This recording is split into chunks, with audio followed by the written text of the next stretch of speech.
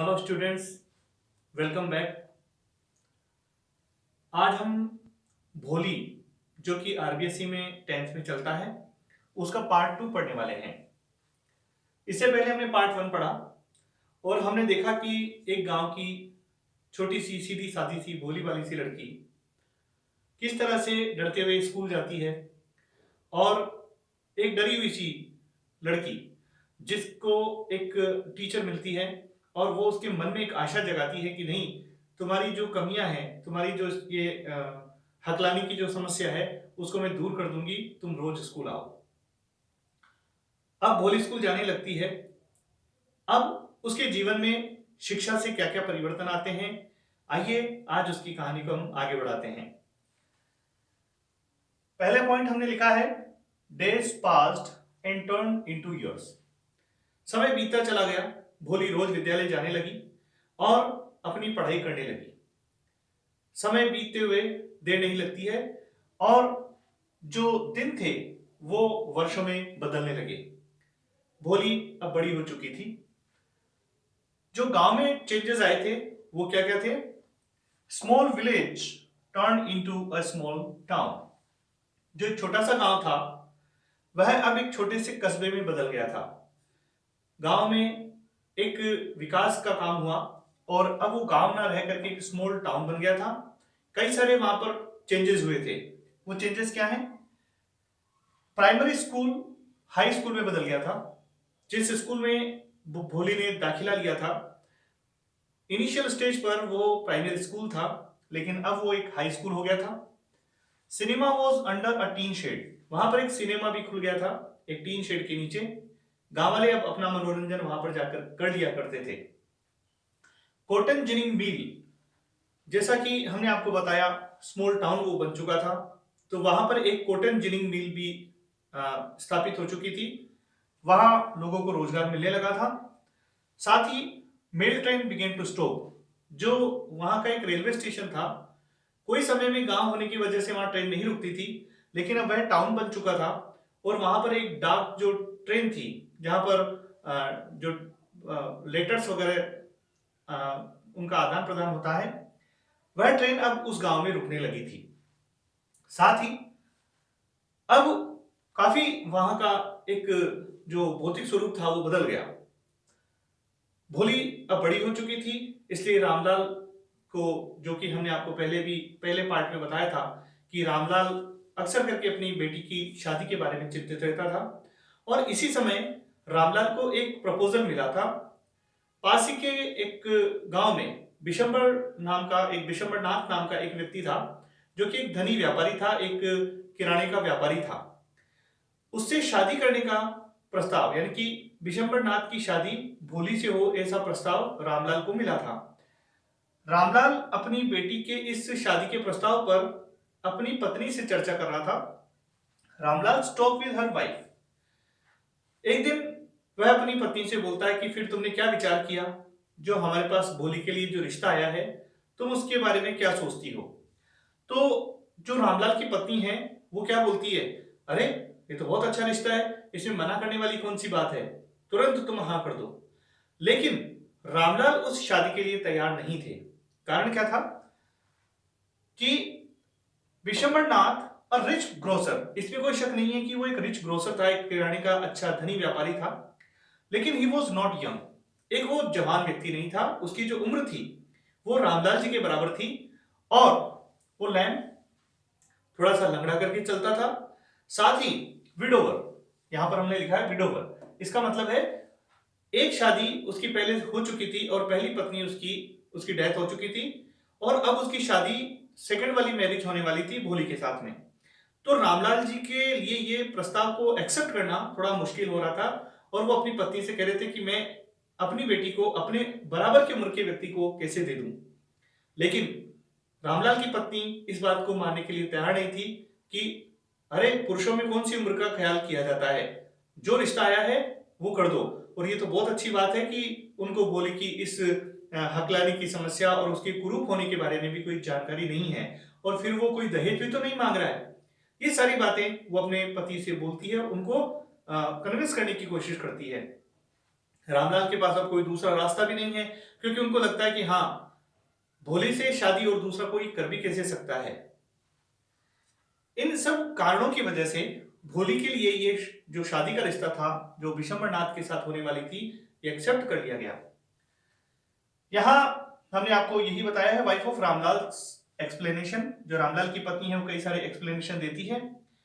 ये सारी बातें भोली वॉज लिसनिंग एवरीथिंग। ये सारी बातें भोली एक जो कि दूसरे कमरे में है, एक कोट के ऊपर लेटे लेटे वो सारी बात सुनती है।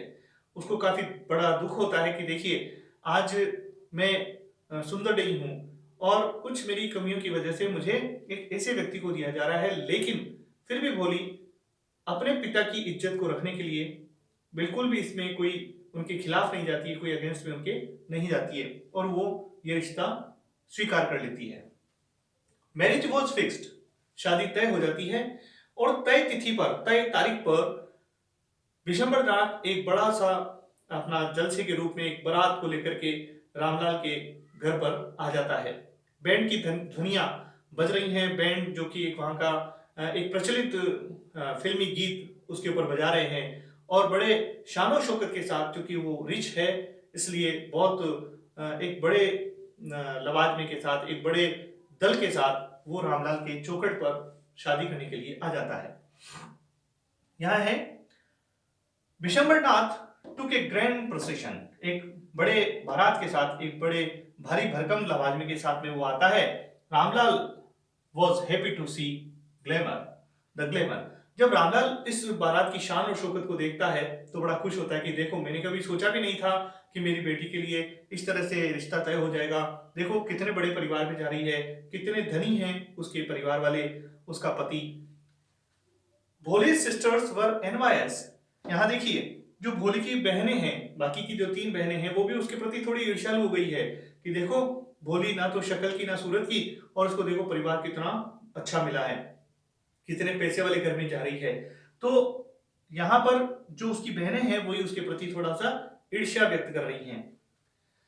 मैरिज वॉज स्टार्टेड, मैरिज को शुरू कर दिया गया। पंडित जी ने कहा कि अब दुल्हन को लेकर के आइए। आज भोली को एक शादी के जोड़े में उसको तैयार किया गया है और वह कुछ अपनी सहेलियों और अपनी बहनों के साथ में उस मंडप तक वहां पर लाई जाती है। यहां पर Vishambar startled to see Bholi's face. जब पंडित जी उसको बोलते हैं कि अपने होने वाली पत्नी के जो मांग है उसमें सिंदूर भरो, तो जैसे ही वो उसका घूंघट उठाता है तो विशंबरनाथ स्टार्टल्ड, थोड़ा चौंक जाता है।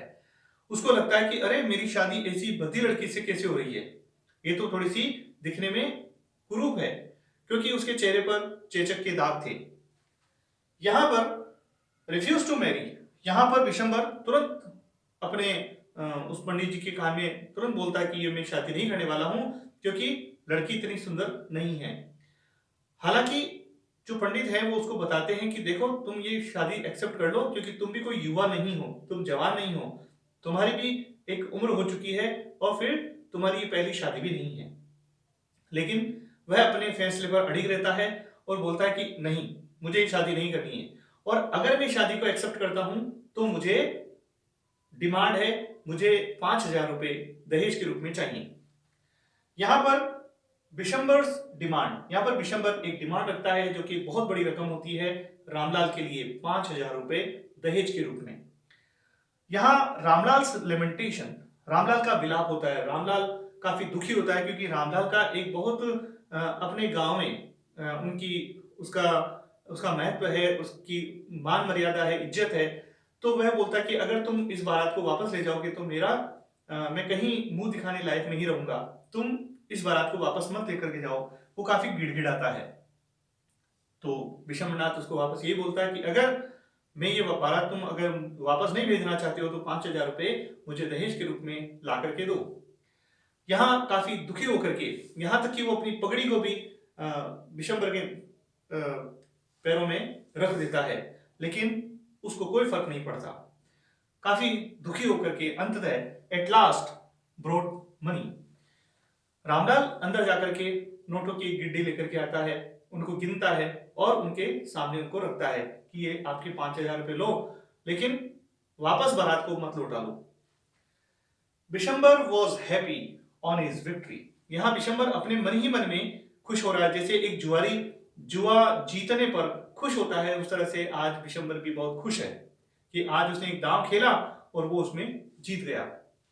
यहां पर जब वह वापस उसका घूंघट उठा करके मांग भरने लगता है, उसका चेहरा उठाता है, चेहरे से घूंघट उठाता है, तो यहां पर इस बार चेहरे पर भोली के वो एक उसकी आंखें झुकी हुई नहीं देखता है, उसके चेहरे पर एक तिरस्कार का भाव है, क्योंकि भोली के मन में बिशंबर के प्रति एक तिरस्कार का भाव जागृत हो गया। क्या हुआ? भोलीज अनाउंसमेंट, भोली तत्काल वहां पर खड़ी होती है और जो बंधन उनके बीच में जोड़ा जाता है वो उसको एक झटके के साथ उस जलती हुई जो आग अग्नि होती है, अग्नि का मंडप होता है, वो उसमें उसको डाल देती है और वो चलने लगता है और पिताजी को बोलती है कि पिताजी ये पैसे आप वापस उठा लीजिए, मैं इस लालची व्यक्ति से शादी नहीं करूंगी। जब वह इस तरह से बोलती है तो उसकी आवाज एकदम स्पष्ट है, उसके आवाज में कोई भी हकलाना नहीं है। सारे लोग चौंक जाते हैं, यहां तक कि कुछ पड़ोस की महिलाएं भी आपस में कानाफूसी करने लगती है। अरे देखो कैसी बेशर्म और कैसी भद्दी लड़की है, इसको अपने पिता की मान और मर्यादा की कोई चिंता ही नहीं है। भोली वापस उन सब लोगों की बात को सुनते हुए रिप्लाई करती है कि मुझे अपने माता पिता की मान और मर्यादा की चिंता थी, इसीलिए मैंने इस रिश्ते को भी स्वीकार किया जो कि मेरे पिता की उम्र के हैं, जो कि चलने में ठीक नहीं, अर्थात लंगड़ा करके चलते हैं। लेकिन मैं कुछ नहीं बोली, लेकिन यह तो इनकी हद है, यह इनके लालच की एक हद है, मैं ऐसे लालची व्यक्ति से शादी कभी नहीं कर सकती। जब वह इस तरह से बोलती है तो विशंबर वापस खड़ा होकर के बारात को लौटाने लगता है और बैंड वाले कंफ्यूज हो जाते हैं कि शायद शादी कंप्लीट हो गई और वापस बैंड पर धुन बजाने लगते हैं। इधर बारात की रवानगी होती है, रामलाल रो रहा है, गिड़गिड़ा रहा है और अपनी बेटी से बोलता है कि अरे तुम्हारे शादी ना होने पर मैं तुम्हें जीवन भर अपने घर में कैसे रखूंगा, तुम्हारा क्या होगा। तब अपने पिता को एक रिप्लाई करती है, वो अनाउंसमेंट करती है कि पिताजी आप चिंता ना करें, मैं अब पढ़ लिख करके इतनी समझदार बन चुकी हूँ कि जिस विद्यालय में मैंने पढ़ाई की और उसी में मैं अब पढ़ करके मैं उसमें पढ़ा करके अपनी आजीविका चला सकती हूँ। आपके ऊपर मैं कभी भी बोझ बन के नहीं रहूंगी और जीवन भर में आपकी सेवा करूंगी। आपके पास वैसे भी आपकी वृद्धावस्था में, आपके बुढ़ापे में कोई ना कोई चाहिए, तो मैं आपकी सेवा यहां करूंगी। ये जब स्थितियां बनती है तो वो जो टीचर जिसने भोली को इतना पढ़ाया लिखाया है, इतना अभी तक काबिल बनाया है, वह उनके पास खड़ी रहती है और अपने टीचर से बोलती है कि बोलिए मैडम, क्या मैं आप इस विद्यालय में नहीं पढ़ा सकती, मैं अब अपने पैरों पर खड़ी हो सकती हूँ ना। तो जो टीचर है वो वापस स्वीकृति में हाँ भरती है। साथ ही हमने अंतिम पॉइंट लिखा है teacher was proud of her masterpiece. आज जो टीचर है वो भी अपनी इस मास्टरपीस पर, इस अपनी सबसे बेस्ट स्टूडेंट पर गर्व कर रही है कि आज मैंने जो इसको संस्कार दिए वाकई में आज ये इसमें दिखाई दे रहे हैं।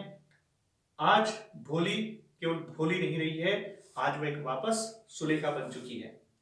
तो हमने इसमें लेसन में सीखा कि आज की जो लड़कियां हैं उन्हें स्वावलंबी तो बनना ही है, साथ ही साथ उन्हें अपने सम्मान के साथ कोई भी समझौता नहीं करना चाहिए। थैंक यू, आप सब लोगों ने इन दोनों पार्ट्स को देखा। Thanks for watching this video. Thank you very much.